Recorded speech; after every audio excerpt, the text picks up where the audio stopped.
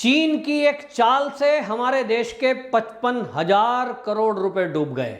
आप सोच रहे होंगे कैसे हुआ? जी हां, आपको बताएं, चीन के जो व्यापारी हैं वो भारत के व्यापारियों को हमेशा नुकसान पहुंचाने की ताक में रहते हैं। और ऐसे इस खेल में भारत के कुछ पत्रकार जो देश के गद्दार हैं, वो लोगों की मदद से एक फेक न्यूज फैलाई गई और उस फेक न्यूज के बल पे शेयर मार्केट में हड़कंप मचाया गया अडानी ग्रुप के विरुद्ध। जी हां, आपको बताएं कि गौतम अडानी, अभी हाल ही में एक रिपोर्ट आई थी और उस रिपोर्ट में बताया गया था कि वो एशिया के दूसरे नंबर के सबसे अमीर व्यक्ति बन गए हैं। उनकी टोटल वर्थ 67 अरब डॉलर हो गई है। इस खबर के बाद जो चीन का व्यापारी है वो बौखलाया और चीन ने भारत में बैठे हुए उसके एजेंट यानी देश के गद्दारों से कांटेक्ट किया, जिसमें मीडिया वाले भी हैं, जिसमें और राजनीतिक दल के लोग भी हैं, और एक टूल किट तैयार की। और इस टूल किट में तय हुआ कि कुछ राजनीतिक लोग ये अडानी को गाली देने का काम करेंगे और कुछ मीडिया वाले लोग उन गालियों को प्रसारित करेंगे और देश की जनता में एक मैसेज देने का काम करेंगे कि जो गौतम अडानी है वो देश में लूट रहा है मोदी के साथ मिलकर। हमने देखा जिस तरह से राहुल गांधी ने पिछले दिनों बयानबाजी की, हर कांग्रेसी एक ही उद्योगपति का नाम ले रहा था, अडानी अडानी अडानी और मोदी, उससे रिलेट कर रहा था। लेकिन अब असली खेल समझ में आया है कि ये सारी टूल किट चीन की तरफ से तैयार थी।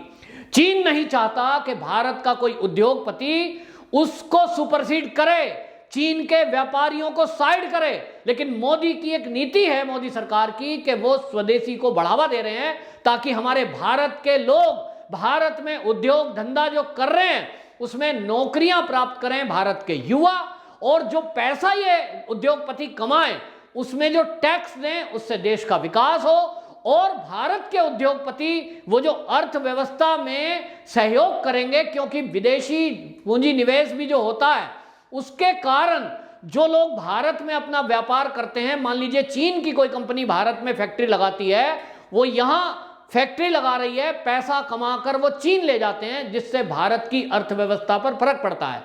इसके उलट अगर भारत के व्यापारी वो भारत में कोई उद्योग धंधा करते हैं और वो पैसा कमाते हैं तो ये पैसा भारत के पास ही रहता है, यानी भारत की अर्थव्यवस्था में इसमें तरक्की होती है। और यही चीन को भा नहीं रहा है।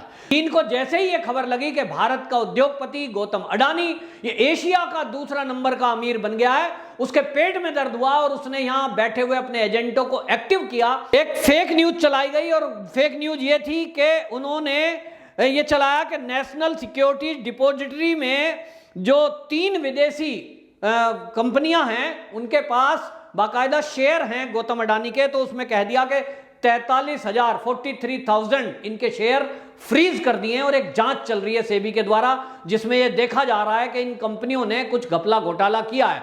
अब एक न्यूज फेक चलाई गई कि इस तरह से शेयर फ्रीज कर दिए गए हैं, जिसके कारण शेयर मार्केट में हड़कंप मच गया।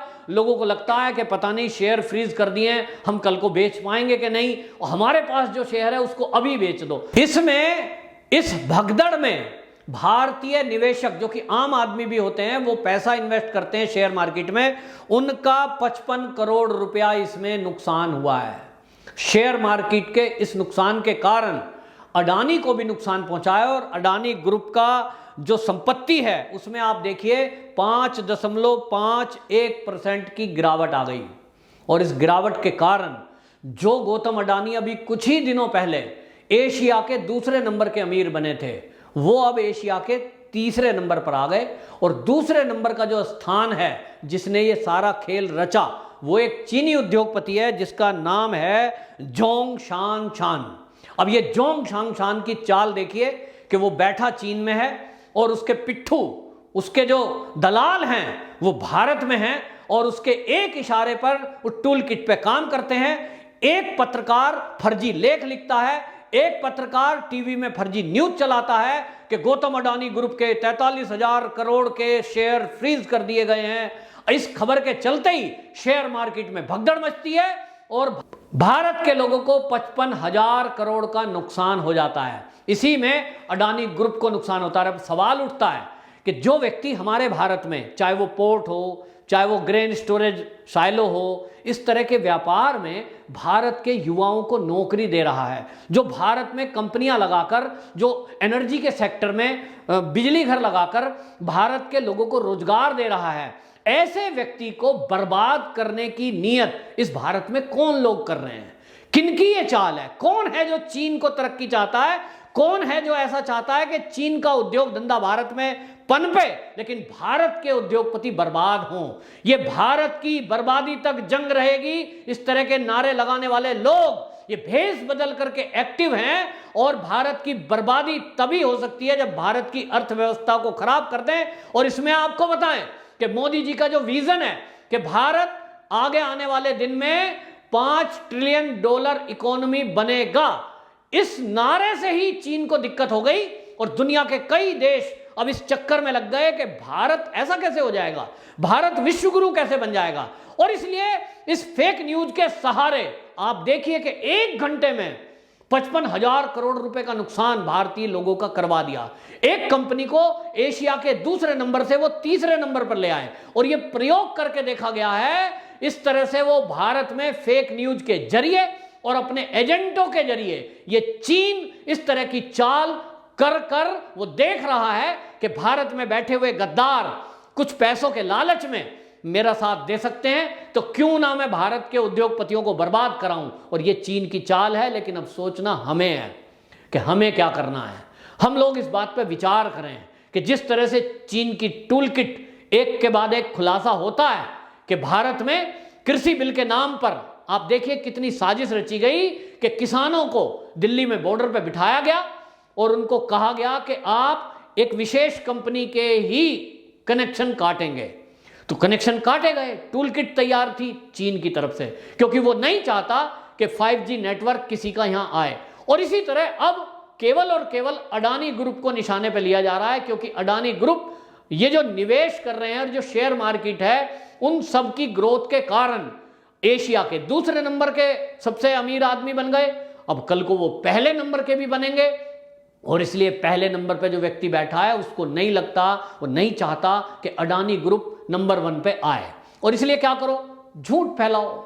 झूठ के पांव कहते हैं बहुत होते हैं, तो इसलिए झूठ में भारत का मीडिया भी शामिल है। ये बड़ी शर्म की बात है। और आपको बताएं कि अब ये सब चाल ये भारत के उद्योग धंधों को बर्बाद करने की है, भारत सरकार की अर्थव्यवस्था खराब करने की है। क्योंकि जब कोई कंपनी भारत में जो अपना धंधा कर रही है, जो उद्योग धंधा कर रही है, वो टैक्स के रूप में गवर्नमेंट को पैसा देती है। मान लीजिए मोदी जी ये अभी तय कर चुके हैं कि 80 करोड़ लोगों को हर महीने फ्री में राशन दिया जाएगा। पूरे देश के गरीबों को राशन नवंबर तक घोषणा कर दी है केंद्र सरकार ने कि सबको फ्री देंगे। सबको कोरोना की वैक्सीन फ्री लगेगी जिनकी उम्र 18 साल तक भी है, ये भी घोषणा कर चुकी है। अब मोदी जी तो नौकरी करते नहीं, उनकी कोई फैक्ट्री है नहीं। ये केंद्र सरकार के पास पैसा कहां से आता है कि वो गरीब लोगों को, 80 करोड़ लोगों को 5 महीने तक फ्री में राशन देंगे। आगे आने वाले महीनों में कम पैसों में देंगे, 2 रुपए में देंगे। 2 रुपए किलो चावल मिलता है जो 25 रुपए किलो का चावल है। यानी केंद्र सरकार फ्री वैक्सीन, फ्री दवाई, फ्री अनाज जो बांट रहा है, उसके पास ये जो पैसे आते हैं ये भारत में उद्योग कर रहे उद्योगपतियों के द्वारा और मेरे जैसे नौकरी करने वालों के टैक्स के पैसे से आता है। अब अगर केंद्र के पास ये टैक्स का पैसा कम होगा तो ऑब्वियसली जो केंद्र सरकार योजनाएं चलाना चाहती है हमारे देश में वो फिर नहीं कर पाएगी, क्योंकि उसके हाथ में पैसा नहीं होगा। भारत का विकास चीन को देखा नहीं जा रहा। भारत में जिस तरह से हाईवेज बन रहे हैं, भारत ने जिस तरह से कोरोना काल में बड़े बड़े अस्पताल खड़े कर दिए हैं, कोविड सेंटर खड़े कर दिए हैं, खुद की वैक्सीन डेवलप कर दी है, और भारत ने ही जिस तरह से अब विकास की बयार बही है कि बड़े बड़े फाइटर जेट प्लेन खरीद लिए गए हैं, बहुत बड़े बड़े हथियार खरीद लिए गए हैं, S-400 खरीदा जा रहा है। ऐसे में चीन जो हमारे बॉर्डर की सीमा पे बराबर नजर लगाए रखता है, उसको पेट में दर्द हुआ कि भारत तो अब आंख में आंख मिलाकर बात कर रहा है, ये हमसे ज्यादा ताकतवर बनता जा रहा है। अब इसके पास तो राफेल आ गए हैं। तो ये पैसा जो आ रहा है ये टैक्स के रूप में जो लोग इनको मदद कर रहे हैं भारत सरकार को, क्यों ना इनको कमजोर किया जाए। और इसी साजिश में इस तरह से उसने कुछ मीडिया हाउसेस को खरीदकर, कुछ पत्रकारों को खरीदकर, कुछ फर्जीवाड़ा करने वाले लोग और अपने एजेंटों के रूप में राजनीति में बैठे हुए लोगों के बल पर इस तरह की फेक न्यूज फैलाकर करोड़ों रुपए की भारत को चपत लगाई, वहीं भारतीयों को चपत लगाई। लेकिन मैं आपके चैनल के माध्यम से सभी भारतीयों से एक बात कहना चाहता हूं कि जिन लोगों ने भी ये अपने भारत के उद्योगपतियों के उद्योग धंधे के शेयर ले रखे हैं, अब वो आगे आने वाले दिनों में भी चौकन्ने रहें कि ये एक घटना है। इस फेक न्यूज का जैसे ही अडानी ग्रुप ने खंडन किया, शेयर मार्केट संभला, लेकिन तब तक 55,000 करोड़ लोगों के जा चुके थे, डूब चुके थे। लोग एक तरह से मैं कहूं बहुत सारे लोग तो इसी में बर्बाद हो गए होंगे। तो आगे आने वाले दिनों में आप इस तरह की साजिश और देखेंगे इन उद्योगपतियों के खिलाफ, क्योंकि ये जो उद्योगपति होते हैं इन्हीं के बल पर हमारे देश की रीढ़ अर्थव्यवस्था चलती है। और ये चीन नहीं चाहता कि हमारा भारत आर्थिक उन्नति करे, खुद के हाईवेज बनाए, खुद की वैक्सीन बनाए, खुद के फाइटर प्लेन या प्लेन बनाए और मजबूत हो जाए और अपनी सीमा की रक्षा कर पाए। तो चीन की चाल का करारा जवाब यही है कि यदि कभी इस तरह की फेक न्यूज आपके सामने आए तो पहले उसे कंफर्म करिए। आजकल तो सोशल मीडिया का जमाना है, कंफर्म करिए और उसके बाद उस पर रिएक्ट करिए, वरना इस तरह की अफरा तफरी में जिस तरह से ऑक्सीजन की मारामारी कहकर इन्हीं फेक न्यूज फैलाने वालों ने ऑक्सीजन को 1-1 लाख का सिलेंडर बिकवा दिया, रेमडेसिविर इंजेक्शन 1-1 लाख में बिकवा दिया। ये सब चीन की चाल है कि वो इसी तरह अफवाह फैलाएगा और हमारे देश को नुकसान पहुंचाएगा। लेकिन हम ऐसा नहीं होने देंगे। इस प्रण के साथ हम ऐसे उद्योगपतियों का साथ देंगे जो हमारे देश की अर्थव्यवस्था को मजबूत बनाने में दिन रात काम कर रहे हैं। वंदे मातरम।